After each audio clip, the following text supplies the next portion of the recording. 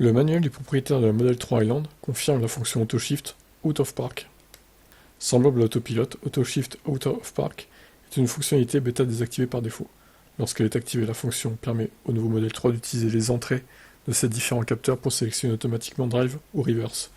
Les conducteurs pourraient voir le mode de conduite sélectionné par le système sur l'écran tactile lorsque la porte du conducteur est fermée et que la ceinture est bouclée.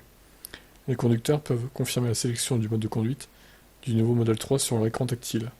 La fonction AutoShift Out of Park est annulée en appuyant sur la pédale de frein et en passant manuellement les vitesses à l'aide du sélecteur de mode de conduite.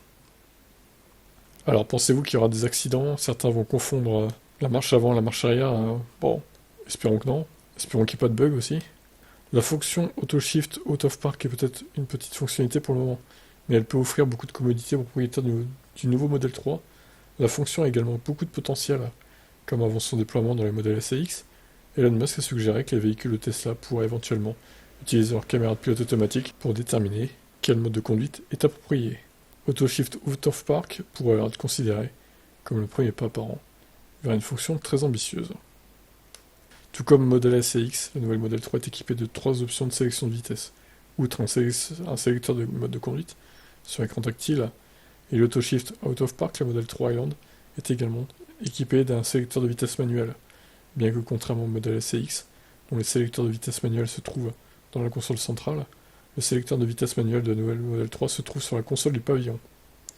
Comme indiqué dans le manuel propriétaire, le levier de vitesse manuel de la console au pavillon n'est généralement pas disponible à moins que le conducteur n'appuie sur l'un des boutons pour l'activer. Lorsqu'ils sont activés, les boutons P, R, N et D sont allumés.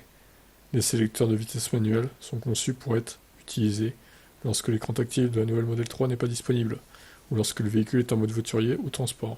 Il existe un moyen de changer manuellement les vitesses du nouveau Model 3 même si le sélecteur de vitesse tactile est disponible. Tesla note que les conducteurs peuvent activer le sélecteur de mode de conduite sur la console supérieure en appuyant simultanément brièvement sur les deux molettes de défilement.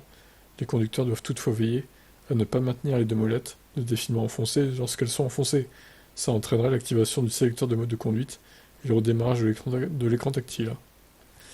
D'accord, il y a plein de petites astuces à découvrir. J'ai l'impression à bien lire le manuel parce que ça peut être très utile là. Très bien, je vous laisse commenter tout ça.